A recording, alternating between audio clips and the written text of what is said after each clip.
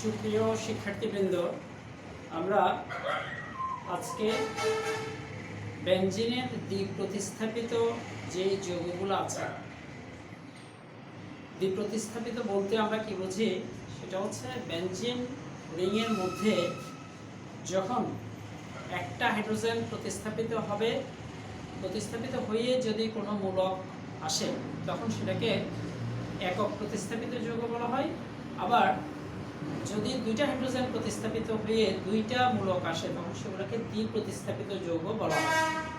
এবং এই দ্বি প্রতিস্থাপিত যৌগগুলোর আবার নামকরণে অর্থ, প্যারা, মেটা এরকম কতগুলো নাম আছে যেগুলো আমরা একদম ডিটেইলস আলোচনা করব।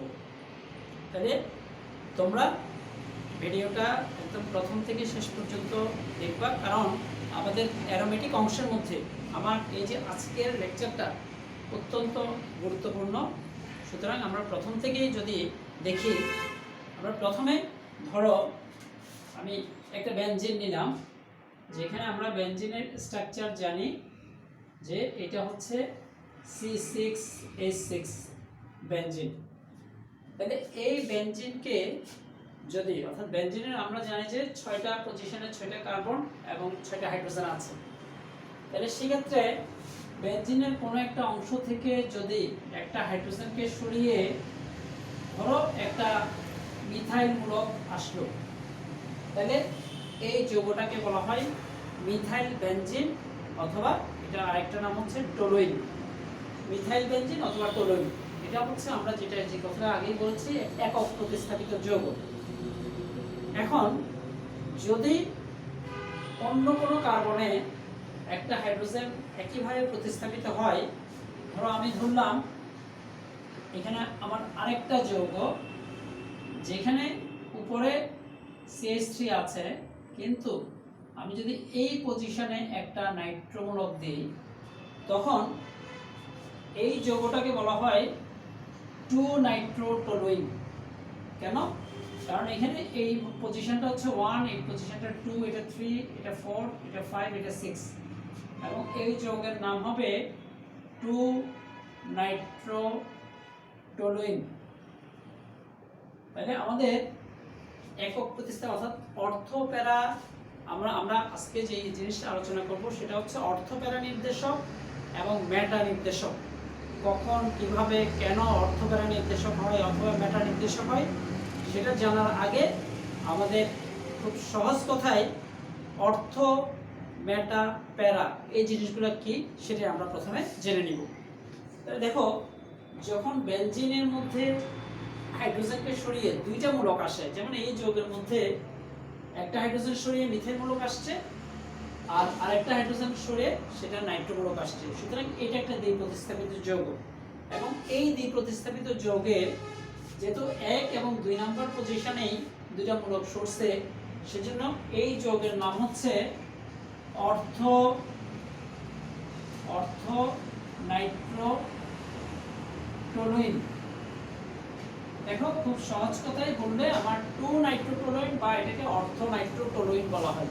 তাহলে অর্থ কথাটা আমাদের কোত্থেকে আসছে? অর্থ হচ্ছে যখনই 1-2 পজিশনে দুইটা মূলক হাইড্রোজেনকে প্রতিস্থাপিত করে আসবে তখন সেটাকে অর্থ যৌগ বলা হয়, এটা হচ্ছে অর্থ নাইট্রোটলুইন।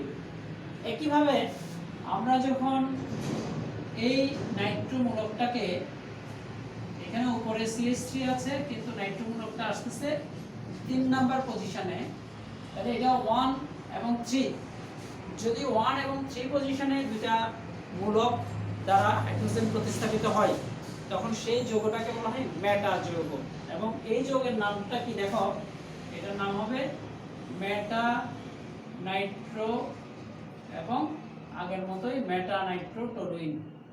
তাহলে যদি 1-2 পজিশনে থাকে সেটা হচ্ছে অর্থ, যদি 1-3 পজিশন থাকে সেটা হচ্ছে মেটা, এবং স্বাভাবিকভাবে যদি 1-4 পজিশনে থাকে, অর্থাৎ আমি এখানে CH3 দিলাম এবং NO2 মূলকটা যদি 1-4 পজিশনে থাকে, অবস্থানে থাকে, তখন সেটাকে বলবো আমরা প্যারা নাইট্রোটলুইন। তার মানে এই যৌগের নাম হবে প্যারা নাইট্রোটলুইন।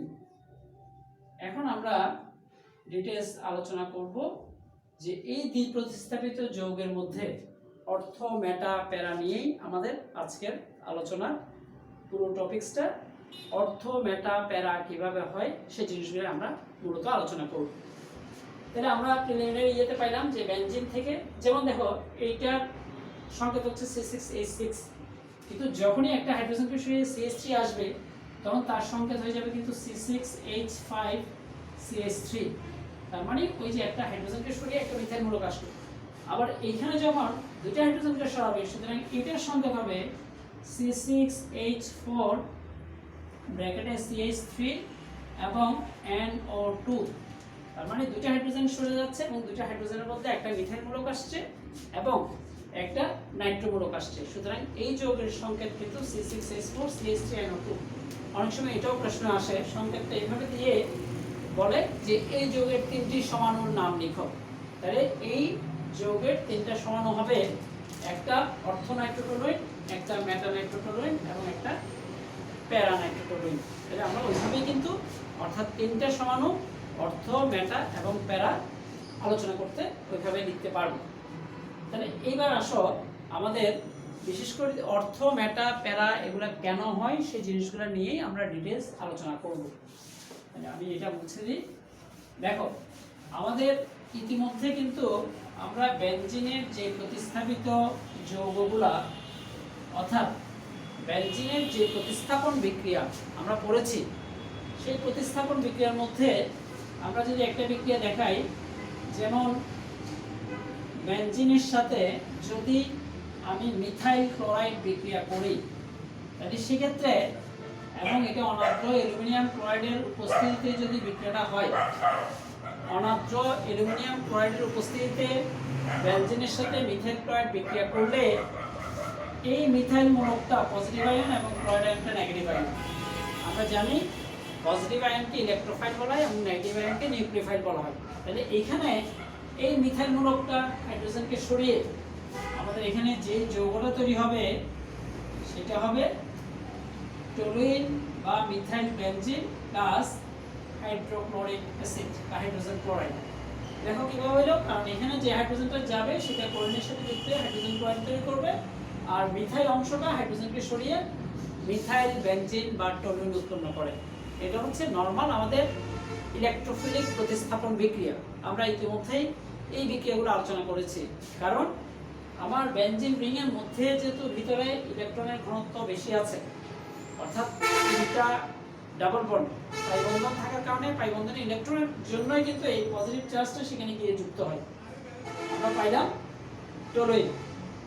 এবার দেখো আবার যদি আমি এই যৌগটাকে অর্থাৎ বেনজিনকে ধরো আমি নাইট্রিক অ্যাসিডের সাথে বিক্রিয়া করলাম HNO3 এবং এটা যদি গাঢ় সালফিউরিক অ্যাসিডের উপস্থিতিতে বিক্রিয়া করে তাহলে সেক্ষেত্রে আমাদের যে যৌগটা তৈরি হবে সেটা হবে নাইট্রোবেনজিন। একটু ভালো করে খেয়াল করো, এটা নাইট্রোবেনজিন আর সাথে পানি উৎপন্ন হবে। যাই হোক, গাঢ় সালফিউরিক অ্যাসিডের উপস্থিতিতে নাইট্রিক অ্যাসিডের সাথে বেনজিন যদি বিক্রিয়া করে তাহলে নাইট্রোবেনজিন উৎপন্ন হয় আর সাথে পানি উৎপন্ন হয়। আবার বেনজিনের সাথে মিথাইল ক্লোরাইড অনার্দ্র অ্যালুমিনিয়াম ক্লোরাইডের উপস্থিতিতে যদি বিক্রিয়া করে তাহলে সেক্ষেত্রে মিথাইল বেনজিন অথবা টলুইন উৎপন্ন করে। মানে যেটার নাম মিথাইল বেনজিন সেটাকে আরেকটা নাম হচ্ছে টলুইন। এখন খেয়াল করো, দুইটা বিক্রিয়াই কিন্তু আমাদের ইলেকট্রোফিলিক প্রতিস্থাপন বিক্রিয়া এবং এই বিক্রিয়ার আলাদা আলাদা নাম আছে। যেমন এই বিক্রিয়াটাকে বলা হয় ফ্রিডেল ক্রাফট অ্যালকাইলেশন বিক্রিয়া আর এই বিক্রিয়াটা হচ্ছে নাইট্রেশন বিক্রিয়া। তাহলে আমরা পাইলাম যে ফ্রিডেল ক্রাফট অ্যালকাইলেশন বিক্রিয়ায় অ্যালকাইল বেনজিন বা মিথাইল বেনজিন অথবা টলুইন উৎপন্ন করে আর নাইট্রেশন বিক্রিয়া নাইট্রোবেনজিন উৎপন্ন হয়। এটা আমাদের কমন। অর্থাৎ আমি যখনই ইলেকট্রোফিলিক প্রতিস্থাপন বিক্রিয়া করি তাহলে সেক্ষেত্রে আমাদের এই বিক্রিয়াগুলোর আবার ক্রিয়া কৌশল সহ আমি ইতিমধ্যে আলোচনা করেছি। যাই হোক, তাহলে এখন আমরা যেটা দেখব সেটা হচ্ছে যখন টলুইন প্রস্তুত হবে ওই টলুইনের সাথে আমি একটু ছোট্ট করে দেখি, টলুইন যখন প্রস্তুত হবে CH3 এটার সাথে যদি আমি আবার মিথাইল ক্লোরাইড বিক্রিয়া করি, মিথাইল ক্লোরাইড বিক্রিয়া করলে এবং সেটাও অনার্দ্র অ্যালুমিনিয়াম ক্লোরাইডের উপস্থিতিতে কিন্তু আবার বিক্রিয়া করবে। ফার্দার যদি বিক্রিয়া করে, অর্থাৎ আমি সেকেন্ড টাইম বিক্রিয়া করতেছি এবার, অর্থাৎ যেটাই টলুইন সেটার সাথে যদি আবার মিথাইল ক্লোরাইড বিক্রিয়া করি, তাহলে সেটা কিন্তু প্রতিস্থাপন বিক্রিয়া হবে। কেন হবে? কারণ আমরা তো জানি যে বেনজিন রিং এর মধ্যে প্রতিস্থাপনযোগ্য আরো 5টা হাইড্রোজেন আছে, তাইলে একটা হাইড্রোজেন হয়তো প্রতিস্থাপিত হয়েছে, কিন্তু আমি যখন আবার প্রতিস্থাপন বিক্রিয়া ঘটাবো তখন বাস্তবে দেখা যায় এখানে অনেকগুলো পজিশনে হাইড্রোজেন থাকলেও আমার মিথাইল মূলকটা যেই পজিশনে যাবে, অর্থাৎ এমনিতে তো টলুইন আছেই, কিন্তু নতুন করে এই মিথাইল মূলকটা যাবে অর্থ পজিশনে। আমরা ইতিমধ্যেই কিন্তু অর্থ পজিশনে মিথাইল গেলে সেটার নাম কি হয় সেটা দেখিয়েছি। যেমন এখানে এটার নাম হবে অর্থ মিথাইল টলুইন, কারণ মিথাইল মূলকটা অর্থ পজিশনে আছে, আর সেটা ছাড়া বেনজিন রিং এর সাথে মিথাইল মূলক থাকলে সেটা টলুইন হয়। তাহলে এটার নাম অর্থ মিথাইল টলুইন, অথবা এটাকে অর্থ ডাইমিথাইল বেনজিনও বলতে পারি, অর্থ ডাইমিথাইল বেনজিন। এবং আরেকটা যৌগ যেটা তৈরি হবে সেটা হবে আমার এই CH3 মূলকের সাপেক্ষে এই মূলকটা আসবে CH3 প্যারা পজিশনে। অর্থাৎ যখনই অর্থ পজিশনে আসবে একদম একই সাথে সাথে প্যারা পজিশনে একটা যৌগ তৈরি হবে, অর্থাৎ এটার নাম হবে প্যারা মিথাইল টলুইন, অথবা সেটার আরেকটা নাম হতে পারে প্যারা ডাইমিথাইল বেনজিন। দেখো খুব ইজি জিনিস কিন্তু প্যারা ডাইমিথাইল বেনজিন। এখন তোমরা হয়তো বলতে পারো যে এখানে তো আমার বেনজিন রিং একটা, কিন্তু এখানে দুইটা কিভাবে আসলো? হ্যাঁ, সেটা হচ্ছে আমি যদি এই যৌগটাই দুইটা নিই তাহলে তো আমার দুইটা হয়ে যাচ্ছে, এবং তার মধ্যে তখন এটাও যদি আমি দুই অণু বিক্রিয়া করি তাহলে এক অণু উৎপন্ন করবে অর্থ ডাইমিথাইল বেনজিন, আর একটা উৎপন্ন করবে প্যারা ডাইমিথাইল বেনজিন। এখন দেখো দুইটা মিথাইল ক্লোরাইড অণুর মধ্যে দুইটা ক্লোরাইড কিন্তু রয়ে গেছে, আর এখানে দুইটার মধ্যে দুইটাতেই হাইড্রোজেন হাইড্রোজেন চলে যাচ্ছে, সুতরাং দুইটার সাথে হাইড্রোজেন যুক্ত হয়ে 2HCl তৈরি করবে, দুইটা হাইড্রোক্লোরিক অ্যাসিড বা হাইড্রোজেন ক্লোরাইড তৈরি করবে। তাহলে আমরা যেটা খেয়াল করতেছি সেটা হচ্ছে টলুইনের সাথে যদি আবার মিথাইল ক্লোরাইড বিক্রিয়া করে, অর্থাৎ ফার্দার যদি আমি ইলেকট্রোফিলিক প্রতিস্থাপন বিক্রিয়া ঘটাই, তাহলে সেক্ষেত্রে আবার ওই মিথাইলের সাপেক্ষে নতুন করে মিথাইল মূলক বা নতুন করে ইলেকট্রোফাইলটা অর্থ পজিশনে আসবে আর প্যারা পজিশনে আসবে। আমাদের এখানে কিন্তু পজিশন আরো একটা আছে, মেটা পজিশন। এখানে মেটা পজিশনে কিন্তু কোনোটা যায় নাই, অর্থাৎ অর্থতে গেছে আর প্যারাতে গেছে, এবং এটার নাম কিছুক্ষণ আগে বলেছি অর্থ ডাইমিথাইল বেনজিন এন্ড প্যারা ডাইমিথাইল বেনজিন। তাহলে আমরা পাইলাম যে মিথাইল মূলকের সাপেক্ষে কিন্তু আমার নতুন মিথাইল মূলক বা নতুন ইলেকট্রোফাইলটা অর্থ এবং প্যারা পজিশনে যাচ্ছে। এই যে মিথাইল মূলকের সাপেক্ষে, অর্থাৎ মিথাইল মূলকটাই কিন্তু নির্দেশ করতেছে নতুন মিথাইল মূলকটা কোথায় যাবে। এখন যদি এমন হইতো এখানে মিথাইল ক্লোরাইড না দিয়ে আমি অন্য কোনো ইলেকট্রোফিলিক প্রতিস্থাপন বিক্রিয়া করলাম, অন্য কোনো ইলেকট্রোফিলিক প্রতিস্থাপন বিক্রিয়া বলতে আমি যদি নাইট্রিক অ্যাসিডের সাথে বিক্রিয়া করতাম, তখন ওই নাইট্রোমূলকটাও কিন্তু অর্থ এবং প্যারা অবস্থানে যেত। তার মানে অর্থাৎ এখানে এই যৌগের কোনো ভূমিকা নাই, ভূমিকাটা হচ্ছে কিন্তু বেনজিন রিংয়ে যে আছে তার উপর। বেনজিন রিংয়ে মিথাইল আছে, সেজন্য মিথাইলটা যত ইলেকট্রোফাইল আসবে তাদেরকে নির্দেশ করবে অর্থ এবং প্যারা অবস্থানে যাওয়ার জন্য। সেজন্য এই মিথাইল মূলকটাকে অর্থ প্যারা নির্দেশক বলা হয়। অন্যদিকে আমি যদি একই বিক্রিয়া, অর্থাৎ এখানে টলুইনের সাথে না করে যদি নাইট্রোবেনজিনের সাথে করতাম, তাহলে দেখো আমরা নাইট্রোবেনজিনের বিক্রিয়াটা যদি এখানে একটু করে দেখি, এটা হচ্ছে নাইট্রোবেনজিন, বেনজিনের সাথে NO2 থাকলে সেটা নাইট্রোবেনজিন। এইবার এটার সাথে যদি আমি মিথাইল ক্লোরাইড বিক্রিয়া করি এবং সেই এখানেও বিক্রিয়াটা হবে কার উপস্থিতিতে? অনাদ্র অ্যালুমিনিয়াম ক্লোরাইডের উপস্থিতিতে। তাই আমি অনাদ্র কথাটা না লিখলাম, অ্যালুমিনিয়াম ক্লোরাইডের উপস্থিতিতে যদি বিক্রিয়াটা করে তখন দেখা যাচ্ছে এই মিথাইল মূলকটা, তখন যেহেতু নাইট্রোমূলকের সাপেক্ষে মিথাইল মূলকটা আসবে কোথায়? দেখো একটু ভালো করে খেয়াল করে দেখো, নাইট্রো এখানে আছে এবং মিথাইল মূলকটা তার মেটা পজিশনে যাবে। আগেরটা গেছে অর্থ এবং প্যারা পজিশনে, আর এখন নাইট্রোমূলক যখন থাকে তখন এই মিথাইল ক্লোরাইডের মিথাইল মূলকটা তাও কিন্তু ইলেকট্রোফাইল, সেটা যাচ্ছে কোথায়? মেটা পজিশনে, একটা পজিশন। আগেরটাতে দুটো পজিশনে গেছে, এবার একটা পজিশন। এবং সাথে নতুন করে যে যৌগটা তৈরি হবে সেই যৌগটা কি নতুন করে তৈরি হবে এইখানে এই পজিশন থেকে যেটা হাইড্রোজেন গেছে ক্লোরিনের সাথে, সুতরাং প্লাস HCl তৈরি করবে, হাইড্রোক্লোরিক অ্যাসিড বা হাইড্রোজেন ক্লোরাইড। খেয়াল করো, এখন তোমরা হয়তো চিন্তা করতে পারো যে আমাদের তো পজিশন এই দুইটা, এই একটা তিনটা ছাড়াও আমাদের আরো পজিশন আছে, মোট 5টা পজিশন, কিন্তু ওই পজিশনগুলো সেম। কারণ আমার যদি এই পাশে যাইতো তখন 1 2 3 4 5 6 1 6 না হয়ে 1 2 হইতো, সুতরাং সেটা কিন্তু অর্থ হইতো। আবার এদিক থেকে যদি আমি এটা ধরি তাও কিন্তু মেটা, সেটা অন্য কোনো ভিন্ন ইয়ে না, অর্থাৎ আমার অর্থ পজিশন দুইটা, মেটা পজিশনও দুইটা, আর প্যারা পজিশন একটা। তাহলে এখন একটু খেয়াল করে দেখো, আমি যখন টলুইনের সাথে মিথাইল ক্লোরাইড বিক্রিয়া করলাম তখন টলুইনটা অর্থাৎ টলুইনের মিথাইল মূলকটা নির্দেশ করছে নতুন ইলেকট্রোফাইলকে অর্থ এবং প্যারা অবস্থানে যাওয়ার জন্য। বাট যখন নাইট্রোবেনজিনের সাথে বিক্রিয়া করি তখন নাইট্রোমূলকটা আবার মিথাইল মূলকটাকে অর্থাৎ ইলেকট্রোফাইলকে নির্দেশ করছে মেটা অবস্থানে যাওয়ার জন্য। তাহলে এই যে একটা নির্দেশ করছে অর্থ এবং প্যারা অবস্থানে যাওয়ার জন্য, আরেকটা নির্দেশ করতেছে মেটা অবস্থানের জন্য, অর্থাৎ আমাদের পজিশন কিন্তু এই তিনটা ছাড়া নাই। তাহলে দুইটা পজিশন, একটা মূলক নির্দেশ করে দুইটা পজিশন অর্থ এবং প্যারা, মানে যে অর্থ নির্দেশ করবে সে কিন্তু প্যারাও নির্দেশ করবে, আবার অন্যটা নির্দেশ করে মেটা। তাহলে যেসব বেনজিন রিং এর মধ্যে যে মূলকগুলো থাকলে তারা নতুন ইলেকট্রোফাইলকে অর্থ এবং প্যারা অবস্থানে যাওয়ার জন্য নির্দেশ করে তাদেরকে বলা হয় অর্থ প্যারা নির্দেশক। তাহলে আমরা এখানে এই মিথাইল মূলকটাকে বলবো অর্থ প্যারা নির্দেশক। বাট আমার যেসব মূলক বেনজিন রিং এর সাথে যুক্ত থাকা যে মূলকগুলা নতুন ইলেকট্রোফাইলকে মেটা অবস্থানে যাওয়ার জন্য নির্দেশ করে তাদেরকে বলা হয় মেটা নির্দেশক। তাহলে এই যে অর্থ প্যারা নির্দেশক কেন হচ্ছে কিংবা মেটা নির্দেশক কেন হচ্ছে, অথবা কারা কারা অর্থ প্যারা নির্দেশক কারা কারা মেটা নির্দেশক, এইবার আমরা সেটা ব্যাখ্যা করব। তাহলে আমাদের এরকম অর্থ প্যারা নির্দেশকও বেশ কয়েকটা আছে, আবার মেটা নির্দেশকও বেশ কয়েকটা আছে।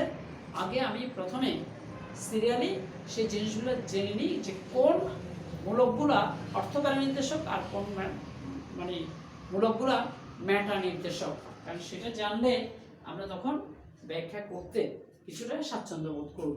তাহলে এইবার আসো আমরা এগুলো মুছে দিচ্ছি। অর্থ প্যারা নির্দেশক, তাহলে অর্থ প্যারা নির্দেশকের আমি লিস্টটা দেখি যে কারা কারা অর্থ প্যারা নির্দেশক।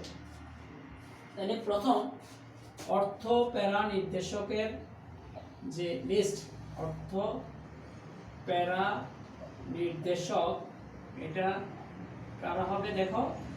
অর্থ প্যারা হচ্ছে যেমন আমরা এখানে যেটা লিখছি CH3 মিথাইল মূলক, এটা একটা অর্থ প্যারা নির্দেশক। তারপর OH হাইড্রোক্সিল মূলক, বেনজিন রিং এর উপরে যদি OH থাকে এবং আমরা জানি যে সেটা ফেনলের ক্ষেত্রে থাকে, তাহলে মিথাইল মূলক, হাইড্রোক্সিল মূলক, অ্যামিনো মূলক, NH2 মূলক, এটাও কিন্তু অর্থ প্যারা নির্দেশক। তারপরে দেখো আরো আছে আমার হ্যালোজেন, ক্লোরিন, ব্রোমিন, আয়োডিন, এই মূলকগুলো যদি থাকে সেগুলো কিন্তু অর্থ প্যারা নির্দেশক, ঠিক আছে। এবং আবার লাস্ট ওয়ান এই যে মিথাইল, হাইড্রোক্সিল, অ্যামিনো, তারপর হ্যালোজেন, এগুলো আছে।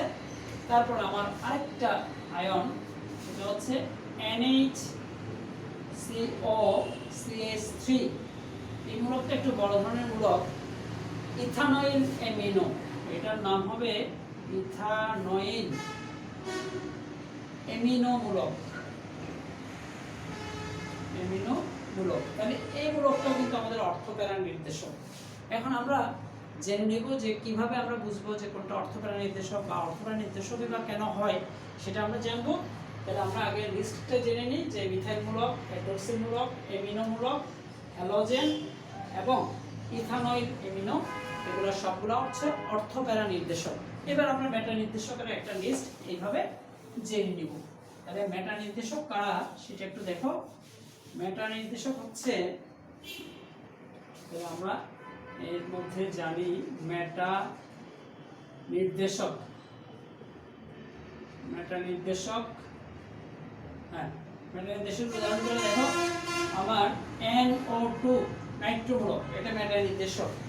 অ্যালডিহাইড মূলক CHO, তারপরে কিটোন মূলক, এটাও মেটা নির্দেশক। তারপরে সি ডাবল ও এইচ, এটাও মেটা নির্দেশক। তারপরে হচ্ছে SO3H, এটাও কিন্তু মেটা নির্দেশক, সালফোনিক অ্যাসিড মূলক। তারপরে COCH3, এই মূলকটার নাম হচ্ছে ইথানয়েল মূলক। CH3CO মূলকটা ইথানয়েল মূলক। তাহলে এই মূলকটাও কিন্তু মেটা নির্দেশক। অর্থাৎ আমাদের এই মূলকগুলো যদি বেনজিন রিংয়ে থাকে তাহলে তখন কোনো ইলেকট্রোফিলিক প্রতিস্থাপন বিক্রিয়া হইলে সেটাকে মেটাতে নিবে, আর এগুলোর কোনো একটা থাকলে সেটা অর্থ এবং প্যারাতে নিবে। সেজন্য এগুলো হচ্ছে অর্থ প্যারা নির্দেশক, আর এগুলোই হচ্ছে মেটা নির্দেশক। দেখো, অর্থ প্যারা নির্দেশক আর মেটা নির্দেশক বোঝার একটা ছোট্ট উপায় আছে, সেই টেকনিকটা তোমাদেরকে বলে দিচ্ছি। আমরা যদি এই মূলকগুলো দেখি, এই মূলকগুলোতে মূলত আমরা যেখানে যেখানে হাইপেন দিছি, মানে ওইখানে ওই পজিশনটাই বেনজিনের সাথে যুক্ত থাকবে, বেনজিন রিংয়ের কার্বনের সাথে যুক্ত থাকবে। তাই দেখো, বেনজিন রিংয়ের কার্বনের সাথে যে অংশটা যুক্ত থাকবে সেটার সাথে এগুলো সবগুলো কিন্তু সিঙ্গেল বন্ডে আবদ্ধ, একক বন্ধনে আবদ্ধ। এমনকি আমি যখন এই যৌগটা লিখতে যাব, দেখো বেনজিন রিংয়ের মধ্যে আমি যদি NH, তারপরে C ডাবল বন্ড ও CH3, অর্থাৎ আমি NHCOCH3 টাকে যদি বেনজিন রিংয়ের সাথে যুক্ত করি, তাহলে সেক্ষেত্রে আমরা বলছিলাম কি বেনজিন যার সাথে যুক্ত থাকবে সেই পরমাণুটার সাথে যদি ডাবল বন্ড থাকে, সিঙ্গেল বন্ড থাকলে এগুলো অর্থপ্যারা নির্দেশক হবে, আর যদি ডাবল বন্ড থাকে তখন অবশ্যই সেটা মেটা নির্দেশক হবে। কার সাথে? যদি বেনজিন রিং যার সাথে যুক্ত আছে তার সাথে যদি ডাবল বন্ড থাকে, যেমন এখানে নাইট্রোজেনের সাথে কোনো ডাবল বন্ড নাই, সুতরাং এটা অর্থপ্যারা নির্দেশক হবে। কিন্তু লক্ষ্য করো, আমাদের এখানে যতগুলো থাকবে সবগুলোতে কিন্তু অবশ্যই সেটার সাথে, মানে বেনজিন রিং এর সাথে যে কার্বনের সাথে যুক্ত থাকবে, যেটা যে মূলকটা তার সাথে ডাবল বন্ড থাকবে। দেখো, নাইট্রোজেনের সাথে অক্সিজেনের ডাবল বন্ড, এখানে কার্বনের সাথে বেনজিন যুক্ত আছে, কার্বনের সাথে অক্সিজেনের ডাবল বন্ড, আবার এখানেও কার্বনের সাথে যুক্ত থাকবে, কার্বনের সাথে অক্সিজেনের তাও ডাবল বন্ড, এখানে কার্বনের সাথে অক্সিজেন ডাবল বন্ড, এখানে সালফারের সাথে অক্সিজেনের ডাবল বন্ড, এখানে COCH3 কার্বন যেখানে যুক্ত থাকবে তার সাথে অক্সিজেনটা কিন্তু ডাবল বন্ডে আছে। সুতরাং আমাদের এই মূলকগুলো হচ্ছে মেটা নির্দেশক, আর এই মূলকগুলো হচ্ছে অর্থপ্যারা নির্দেশক। এবং এটা প্রায় পরীক্ষায় আসে, নিচের কোন মূলকটি অর্থপ্যারা নির্দেশক বা কোনটি মেটা নির্দেশক।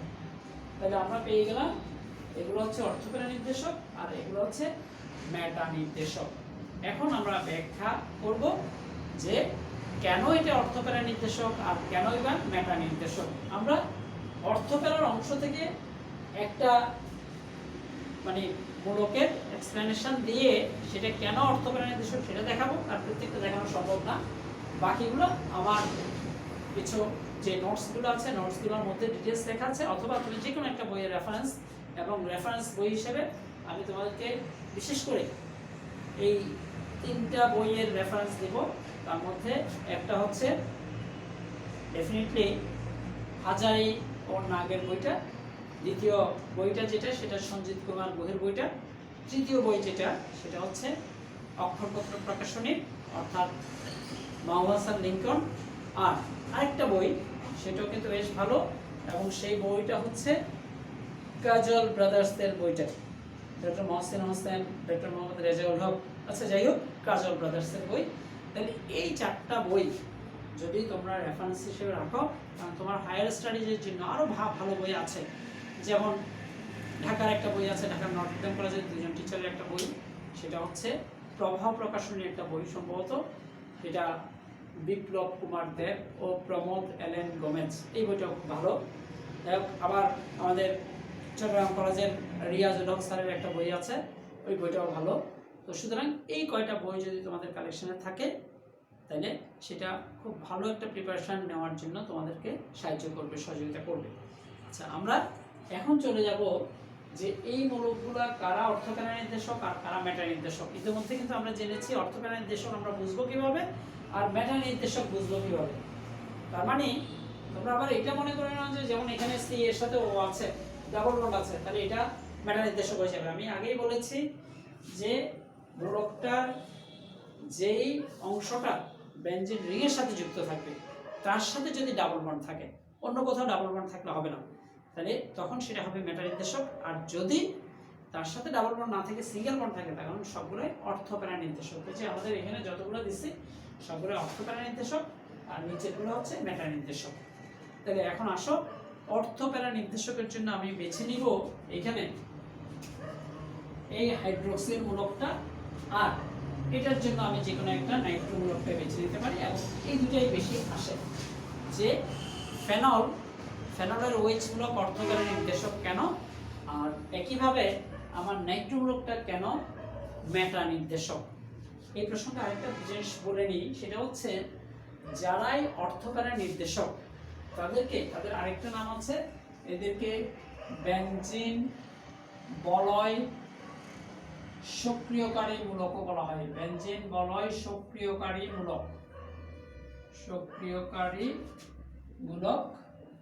এবং যারা মেটা নির্দেশক তাদের আরেক নাম হচ্ছে বেনজিন বলয় নিষ্ক্রিয়কারী মূলক। এই কথাগুলোর মধ্যে বেশ কিছু ইনফরমেশন আছে, সেই জিনিসগুলো আমরা যখন ডিটেলস পড়াবো তখন অটোমেটিক চলে আসবে। মানে উপরে যেটা অর্থ প্যারা নির্দেশক সেটাকে বলে বেনজিন বলয় সক্রিয়কারী মূলক, আর যেটা মেটা নির্দেশক সেগুলা বেনজিন বলয় নিষ্ক্রিয়কারী মূলক বলা হয় ইন জেনারেল। এখন আমরা দেখব কেনই বা এগুলোকে অর্থ প্যারা নির্দেশক সেটাই এখনো জানি না, বা বেনজিন বলয় সক্রিয়কারী মূলক কেন বলা হয় সেটা বুঝতেছি না। তাহলে সেই জিনিসটা এখন আমরা টোটাল জিনিসটা ব্যাখ্যা করব। এবং তোমাদেরকে আগেই বলেছি যে আমি অর্থ প্যারা নির্দেশক থেকে হাইড্রোক্সিল মূলকটা এবং মেটা নির্দেশক থেকে নাইট্রো মূলকটা দিয়েই এটা এক্সপ্লেন করব। আমি একটু দ্রুতই করি কারণ আমাদের হয়তো ভিডিওটা লম্বা হয়ে যাচ্ছে, সুতরাং একটু দ্রুত করলেও তোমাদের বুঝতে আশা করি কোনো সমস্যা হবে না। এবার আমরা চলে যাচ্ছি, প্রথমে আমরা অর্থ প্যারা নির্দেশক বা বেনজিন বলয় সক্রিয়কারী মূলক হিসেবে প্রথমে আমি বেনজিন রিং এর মধ্যে OH মূলকটা দিলাম। এইবার দেখো, এবং OH এ অক্সিজেনের উপর আমরা জানি 2 জোড়া মুক্ত জোড় ইলেকট্রন আছে। আর বেনজিন রিং এর মধ্যে আমি 3টা জায়গায় দ্বিবন্ধন দিলাম, এখানে একটা দ্বিবন্ধন, এখানে একটা দ্বিবন্ধন এবং এখানে একটা দ্বিবন্ধন। ভালো করে খেয়াল করো। আমরা এখন যেটা করব যে বেনজিনের OH মূলককে অর্থ প্যারা নির্দেশক কেন বলা হয়, অথবা OH মূলকটাকে কেন বেনজিন বলয় সক্রিয়কারী মূলক হিসেবে ট্রিট করা হয়, সেই জিনিসগুলোই আমরা রেজোন্যান্স কাঠামো বা অনুরণন কাঠামো দ্বারা ব্যাখ্যা করব। তাহলে দেখো, প্রথমেই বেনজিন রিং এর উপরে যে অক্সিজেনটা আছে সেই অক্সিজেনের উপর যে 2 জোড়া মুক্ত জোড় ইলেকট্রন আছে তাদের এক জোড়া মুক্ত জোড় ইলেকট্রনকে বেনজিন রিং তার নিচের দিকে কেন্দ্রের দিকে টানবে। তাহলে টানলে যেটা হবে, এই দুটো ইলেকট্রন আমি জাস্ট তীর চিহ্ন দিয়ে দেখাচ্ছি যে কার্বন এবং অক্সিজেনের মধ্যে যে বন্ডটা আছে সিঙ্গেল বন্ড, সেখানে এসে একটা বন্ধন তৈরি করবে। তার মানে যদি সেখানে এসে বন্ধন তৈরি করে তখন এই দ্বিবন্ধন এবং এই দ্বিবন্ধন পাশাপাশি হয়ে যাচ্ছে, তখন আমরা জানি যে দুটো দ্বিবন্ধন পাশাপাশি থাকতে পারে না। তাহলে সেক্ষেত্রে এই দ্বিবন্ধনটা ভেঙে গিয়ে তার ইলেকট্রনগুলা এই কর্নারে এসে অবস্থান করবে। দেখো, আমি কিন্তু যেই 2টা তীর চিহ্ন দিয়েছি সেই 2টা তীর চিহ্নের কিন্তু ইম্পর্টেন্স আছে। তাহলে সেটা কি? সেটা হচ্ছে অক্সিজেনের যে ইলেকট্রনগুলো এখানে আসবে, যে 2টা মানে বেনজিন রিং তার নিচের দিকে টানবে, তাতে এখানে একটা বন্ড সৃষ্টি হবে এবং সেই বন্ডের কারণে নিচের বন্ডটা ভেঙে গিয়ে তার ইলেকট্রনকে এখানে শো করবে। এখন যে 2টা তীর চিহ্ন আমি দিলাম সেই 2টা তীর চিহ্নের এফেক্টটা আমি পরবর্তী স্ট্রাকচারে নিয়ে আসবো। তাহলে সেটা কি করব? এইবার দেখো, আমরা আবারও বেনজিন রিং এর স্ট্রাকচারটা লিখলাম। এইবার আমার যেহেতু এখানে এক জোড়া ইলেকট্রন এসে নতুন করে একটা বন্ধন তৈরি করে, সুতরাং ও এর সাথে হাইড্রোজেনের বন্ধনটা তো আছেই, এক জোড়া ইলেকট্রন আছে এবং এখানে একটা পজিটিভ চার্জ সৃষ্টি হবে। কেন? কারণ এক জোড়া ইলেকট্রন যেহেতু এই দিকে চলে আসছে, সুতরাং এখানে একটা পজিটিভ চার্জ সৃষ্টি হয়।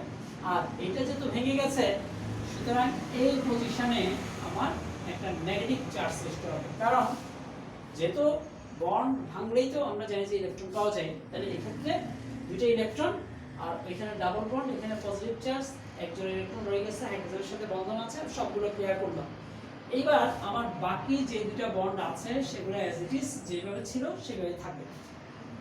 এইবার আমাদের রেজোনেন্স নামে একটা শব্দ আছে। রেজোনেন্স শব্দের অর্থ হচ্ছে অনুরণন, মানে কি বেঞ্জিন রিংয়ের ভিতরে এই যে পাই বন্ধনের ইলেকট্রনগুলো চারদিকে ঘূর্ণন, সেটাকে কিন্তু অনুরণন বলা হয়। তাহলে এই ক্ষেত্রে যখনই এখানে বাড়তি ইলেকট্রন আছে, সেই বাড়তি ইলেকট্রন দুটা তখন করবে কি, এরপরে এই ভিতরের দিকে এই দুটা মিলে একটা বন্ধন তৈরি করবে ভিতরে।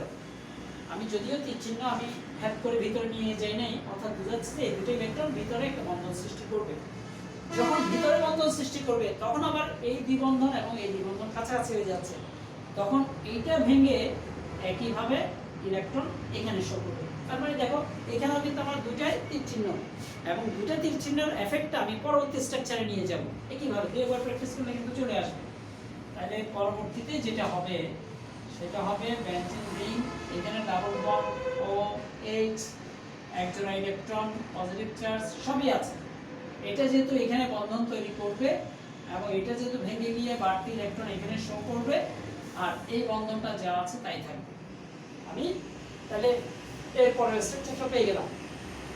এইবার দেখো, এইবার এই দুটো ইলেকট্রন করবে কি, এবার পাশে এখানে বন্ধন সৃষ্টি করবে, এবং এখানে যখন বন্ধন সৃষ্টি করবে তখন এই বন্ধনের সাথে দুটো আবার পাশাপাশি হয়ে যাচ্ছে, তখন এই বন্ধনটা ভেঙে গিয়ে ইলেকট্রন দেখাবে এখানে।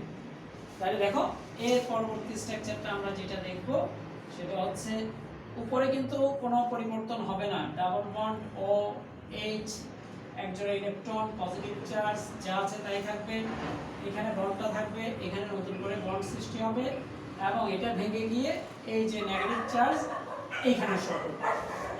দেখো আমরা অলমোস্ট প্রায় শেষ পর্যায়ে চলে আসছি।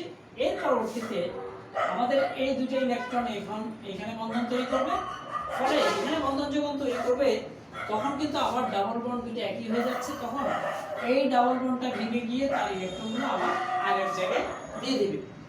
আগের জায়গায় যদি দিয়ে দেয় তখন আমরা যে স্ট্রাকচারটা পাবো সেটাতে কি হচ্ছে দেখো, এখানে নতুন করে একটা বন্ধন সৃষ্টি করলো, এখানে বন্ধন আছে, এখানে বন্ধন আছে, এটা যেহেতু সিঙ্গেল বন্ড হয়ে যাচ্ছে ওর সাথে এইচ, এবং ইলেকট্রন যখন আবার দিয়ে দিবে তখন কিন্তু দুই জোড়া ইলেকট্রন আবার চলে আসবে, তখন পজিটিভ চার্জ চলে যাবে। দেখো আমাদের এই শুরু থেকে, অর্থাৎ আমি ফেনলের যে স্ট্রাকচারটা লাস্ট পর্যন্ত দেখাইলাম, অর্থাৎ আমার ঘুরে ফিরে আবার একই জায়গায় চলে আসছে, এইভাবে কিন্তু রেজোনেন্সটা বারবার চলতে থাকবে। লক্ষ্য করো আমাদের প্রথম স্ট্রাকচার এবং লাস্ট স্ট্রাকচার দুটোতে কিন্তু অলমোস্ট সেম, কিন্তু ডাবল বন্ডের যে পজিশনটা আমার এখানে যে তিনটে পজিশনে ছিল, আমার লাস্ট স্ট্রাকচারে পজিশনটা সম্পূর্ণ পাল্টে গেছে, এবং অন্য তিনটা পজিশনে কিন্তু মানে আমার ডাবল বন্ডটা চলে আসছে। আর আমাদের মাঝের যে স্ট্রাকচারগুলো আছে, আমি যদি এটাকে 1, এটাকে 2 এবং এটাকে 3 ধরি, দেখো এই তিনটে স্ট্রাকচারে দেখা যায় বেঞ্জিন বলয়ের মধ্যে তিনটা পজিশনে ইলেকট্রনের ঘনত্ব বেড়ে যায়। এই যে এই পজিশনে একটা, এই পজিশনে এবং এই পজিশনে, এবং পজিশনগুলো কি কি দেখো, অর্থ, প্যারা, অর্থ, অর্থাৎ এই পজিশনগুলোতে ইলেকট্রনের ঘনত্ব বেড়ে যায়। তো ইলেকট্রনের ঘনত্ব যদি বেড়ে যায়, আমরা জানি কিছুক্ষণ আগে যে একটা কথা বলছিলাম যে অর্থপ্যারা নির্দেশককে আবার বেঞ্জিন বলয় সক্রিয়কারী মূলক বলা হয়। এখন সক্রিয়কারী মূলক বলতে কাদের জন্য সক্রিয়?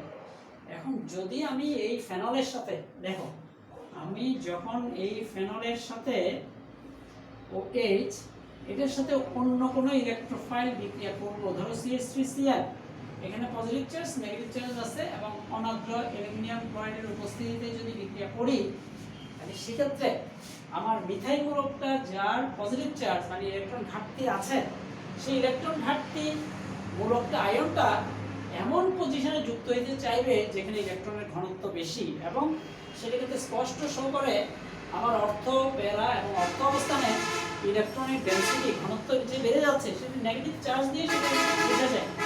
সুতরাং আমার মিথাইল মূলকটা খুব সহজে অর্থ, প্যারা অবস্থানে যাবে। সেই কারণেই OH মূলক যখন থাকে তখন আমার মিথাইল মূলকটা অর্থ এবং প্যারা অবস্থানে যায়, যার কারণে OH মূলকটা অর্থ প্যারা নির্দেশক।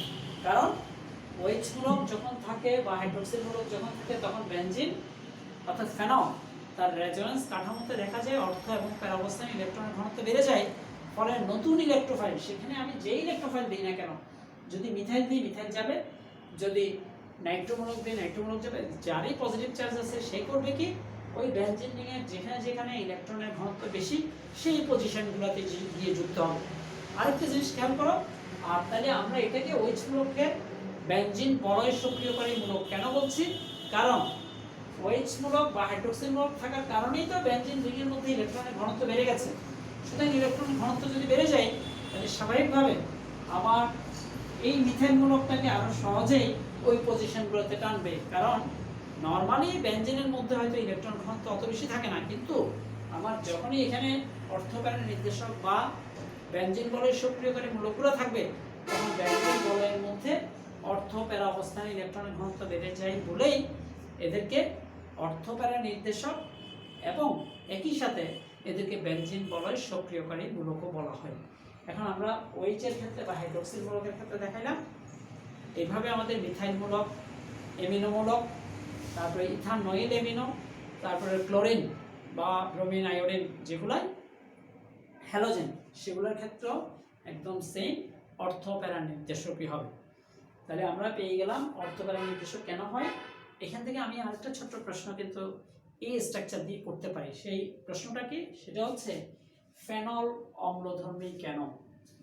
এইবার খেয়াল করো, ফেনলের আমি যদি রেজোনেন্স কাঠামোগুলো দেখি তাহলে দেখা যাচ্ছে ফেনলের অক্সিজেন থেকে যখন ইলেকট্রনকে টেনে নিয়ে নেয় তখন অক্সিজেনের উপর একটা পজিটিভ চার্জ সৃষ্টি হয়।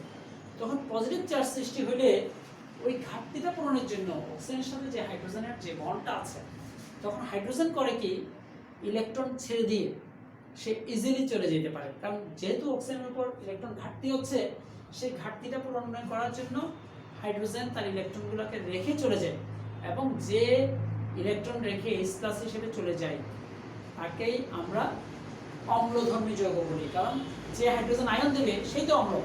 তাহলে যেহেতু ফেনল হাইড্রোজেন দিয়ে তার স্থিতিশীলতাটা ঠিক রাখে, কারণ অক্সিজেনের উপর যখনই ঘাটতি দেখা যাচ্ছে হাইড্রোজেন ইলেকট্রন ছেড়ে দিয়ে চলে যাচ্ছে, সুতরাং ছেড়ে দিয়ে যদি হাইড্রোজেন প্লাস হিসেবে চলে যেতে পারে তাহলে সেটা কিন্তু অম্লধর্মী। সুতরাং এই স্ট্রাকচার দিয়ে আমি তিনটা প্রশ্নের আনসার করতে পারি। একটা হচ্ছে ফেনল অম্লধর্মী কেন, সেটা OH মূলক অর্থপ্যারা নির্দেশক কেন, সেটা আবার হাইড্রোক্সিল মূলককে বেনজিন বলয় সক্রিয়কারী মূলক বলা হয় কেন, অথবা ফেনল বেনজিনের চেয়ে ইলেকট্রোফিলিক প্রতিস্থাপন বিক্রিয়া অধিক সক্রিয় কেন।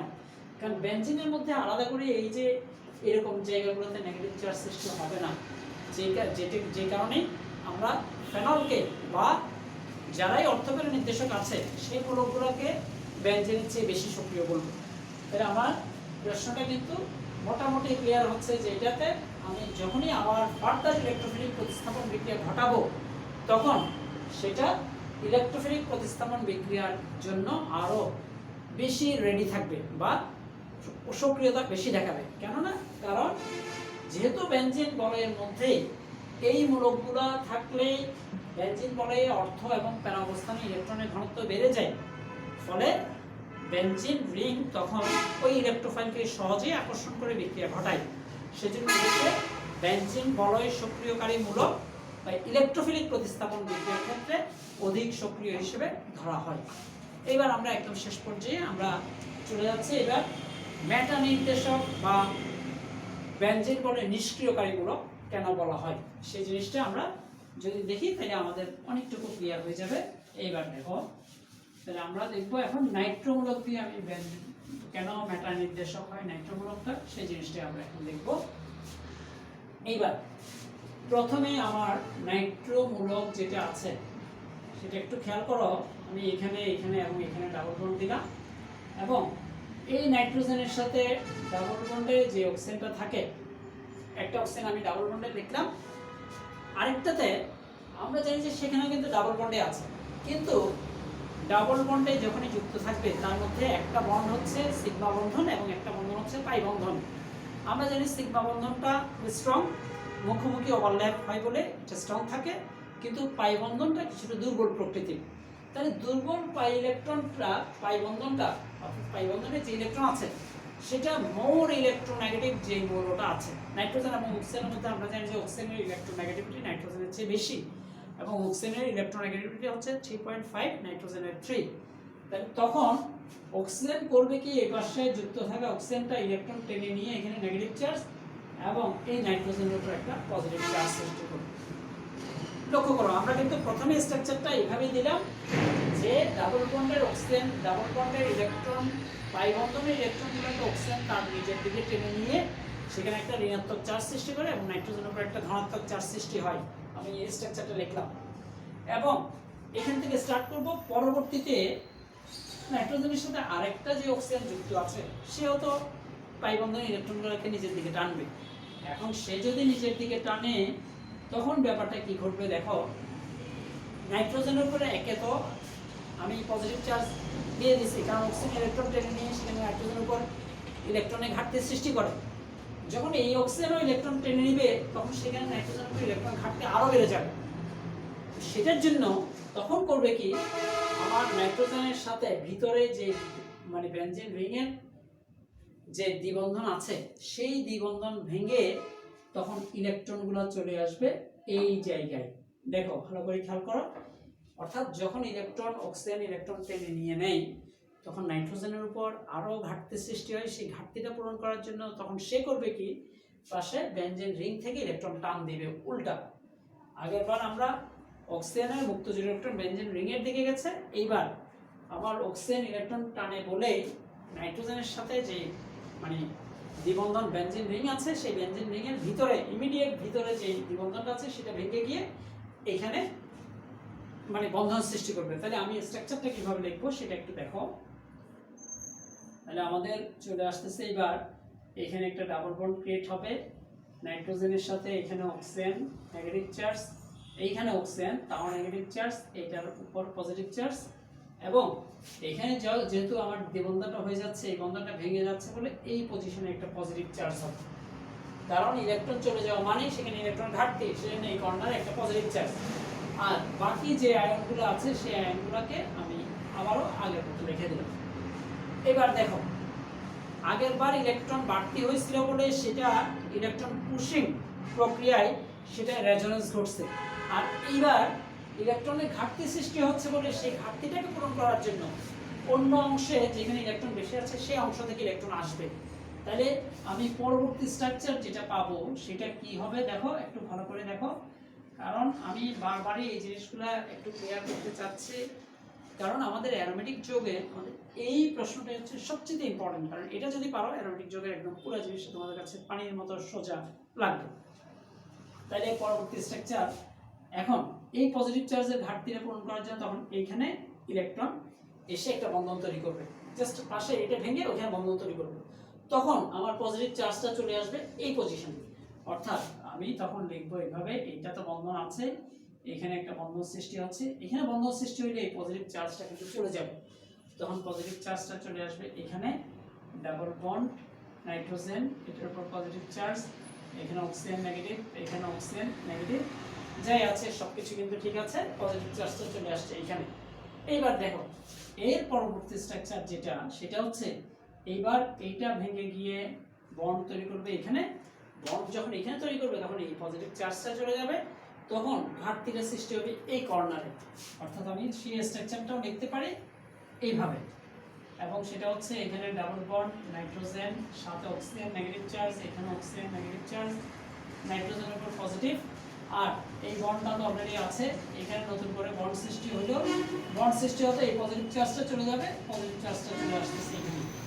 এইবার আমি এবার করবে কি দেখো, এই পজিটিভ চার্জের ঘাটতিটাকে পূরণ করার জন্য তখন তার পাশে যে দ্বিবন্ধনটা এখানে যে দ্বিবন্ধনটা আছে সেটা ভেঙে গিয়ে এখানে ইলেকট্রন দিবে। এবার এখানে যখন ইলেকট্রন দিবে তখন নাইট্রোজেনের উপর আবার ঘাটতি সৃষ্টি হচ্ছে, তখন প্রথমবার দেখো আমার এইদিকে ডাবল বন্ড ছিল, এবার আমরা করব কি মানে জাস্ট ওইটা এই অংশ থেকে যে নেগেটিভ চার্জ আছে সেই নেগেটিভ চার্জের ইলেকট্রন এখানে এসে নাইট্রোজেনের ঘাটতি পূরণ করার জন্য এখানে দ্বিবন্ধন হবে। অর্থাৎ আমি স্ট্রাকচারটা এখানে লিখে দেখাচ্ছি, তাহলে তখন কি স্ট্রাকচার হবে দেখো, একটু চিন্তা করে দেখো, এখানে বন্ডটা সিঙ্গেল বন্ড হয়ে যাবে নাইট্রোজেনের সাথে অক্সিজেন, এখানে নেগেটিভ চার্জ, বাট এইখানে এইটা ডাবল বন্ড হয়ে যাচ্ছে, নাইট্রোজেনের উপর পজিটিভ চার্জ কিন্তু তখনও থাকবে, আর এখানে যখন বন্ধন হয়ে যাবে এখানে বন্ধন, এখানে বন্ধন এবং এইখানে বন্ধন, তাহলে দেখো আমার ফার্স্ট স্ট্রাকচার এবং লাস্ট স্ট্রাকচারটা অলমোস্ট সেম, বাট মাঝে আমাদের যে তিনটা বন্ধন মানে যে তিনটা স্ট্রাকচার হচ্ছে 1 2 এবং 3, সেই তিনটাতে কি দেখা যায় সেটা একটু ভালো করে দেখো। দেখা যাচ্ছে অর্থ, প্যারা এবং অর্থ, এই তিনটা পজিশনে, অর্থ, প্যারা এবং অর্থ পজিশনে ইলেকট্রনের ঘনত্ব হ্রাস পায়। তাহলে ইলেকট্রনের ঘনত্ব যদি হ্রাস পায়, তাহলে সেটা যদি ইলেকট্রন ঘনত্ব হ্রাস পাচ্ছে, তাহলে নতুন করে যদি আমি এই মূলক থাকা অবস্থায় ইলেকট্রোফিলিক প্রতিস্থাপন বিক্রিয়া আবার ঘটাই, অর্থাৎ ইলেকট্রোফাইল মানেই তো পজিটিভ চার্জ, তাহলে পজিটিভ চার্জ তখন এখানে বেনজিন রিংয়ে মানে ইলেকট্রন ঘাটতি দেখা যাচ্ছে, সুতরাং আমার ইলেকট্রোফাইলটা তখন এই বেনজিন রিংয়ে সহজে আসবে না।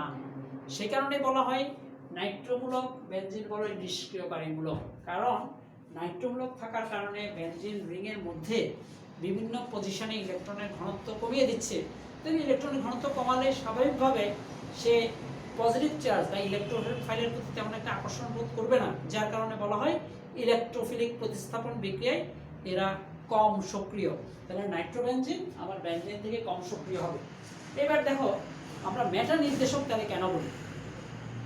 এখন নতুন করে যখন আমি এই নাইট্রোমূলক থাকা অবস্থায় যখন আবার এই নাইট্রোমূলক এখানে আছে বা নাইট্রোবেনজিন, এবার এটার সাথে যখন আমি মিথাইল ক্লোরাইড বিক্রিয়া করব, মিথাইল ক্লোরাইড, তখন এই মিথাইল অংশটা, যদিও আমি আগেই বলছি নাইট্রোমূলক থাকলে মিথাইল অংশটা সহজে আসতে চাইবে না, যার কারণে আমি বলছি যে এরা ইলেকট্রোফিলিক প্রতিস্থাপন বিক্রিয়া কম সক্রিয়, কিন্তু তারপরও যদি আসে তাহলে সেক্ষেত্রে কোথায় আসবে, কোন পজিশনটা চুজ করবে সেটা দেখো।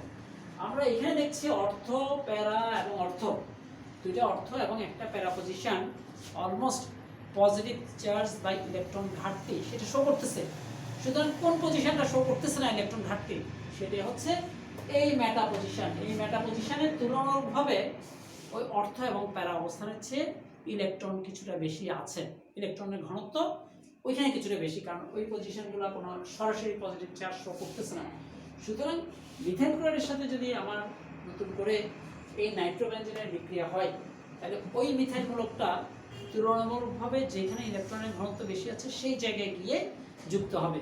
অর্থাৎ এই নাইট্রোমূলক যখনই থাকবে তখন আমার মিথাইল মূলকটা এই নাইট্রোমূলকের সাপেক্ষে মেটা পজিশনে যাবে, কারণ মেটা পজিশনে তুলনামূলকভাবে ইলেকট্রনের ঘনত্ব অর্থ প্যারা অবস্থানের চেয়ে কিছুটা বেশি। সে কারণেই নাইট্রোমূলকটা থাকা অবস্থায় বা নাইট্রোবেনজিন যখন আমি আবার ইলেকট্রোফিলিক প্রতিস্থাপন বিক্রিয়া ঘটাবো, তখন ইলেকট্রোফিলিক প্রতিস্থাপন বিক্রিয়াটা মেটা অবস্থানে ঘটে, এবং মেটা অবস্থানে ঘটলে একটা মাত্র উৎপাদন হবে। আর অর্থ প্যারা অবস্থানে ঘটলে অর্থর একটা, প্যারার একটা, দুইটা যৌগ প্রস্তুত হয়। তাহলে খেয়াল করো, এবং সাথে আমার হাইড্রোজেন ক্লোরাইড হবে। তাহলে আমরা টোটাল এইভাবে আমার বাকি যে আয়নগুলো আছে সেগুলোর ক্ষেত্রেও সেম সিমিলার ঘটনা ঘটবে, যে যারাই মেটা নির্দেশক তারাই বেনজিন বলয় নিষ্ক্রিয়কারীমূলক, আর যারাই অর্থপ্যারা নির্দেশক তারাই বেনজিন বলয় সক্রিয়কারীমূলক। এইভাবে আমরা বাকি অংশটুকু দেখব। তাহলে আজকের আলোচনাটা আমাদের অর্থ, প্যারা এবং মেটা নির্দেশক কেন হয়, বেনজিন বলয়কে কিভাবে সক্রিয় করে, কিভাবে নিষ্ক্রিয় করে, সেই টোটাল জিনিসটা আমরা জানলাম। এবং এই জিনিসগুলো যদি একটু ভালো করে দেখি, তাহলে আমার অ্যারোমেটিক পার্ট থেকে যত প্রশ্নই আসুক না কেন, এবং এই দুইটার মধ্যেই কিন্তু বেশিরভাগ সীমাবদ্ধ থাকে, সুতরাং আমরা খুব সহজেই আয়ত্ত করতে পারবো। আর তোমাদেরকে বারবারই বলি যে আমার ইউটিউব চ্যানেলটাকে অবশ্যই সাবস্ক্রাইব করে রাখবা, যাতে, এবং ওই যে বেল আইকনে তুমি প্রেস করে রাখবা, যাতে নতুন করে কোনো ভিডিও যদি দিই, আমি ডেইলি দিচ্ছি, এখন এমনও টার্গেট আছে আমি প্রতিদিন 2-3টা করে ভিডিও হয়তো আপলোড করবো।